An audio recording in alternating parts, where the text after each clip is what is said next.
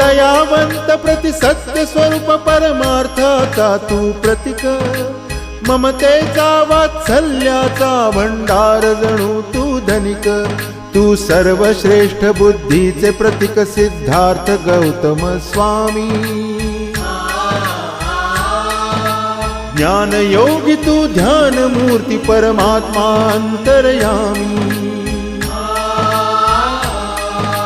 बुद्धाच्या शिक्षेने पावन झाली चराचर धरणी।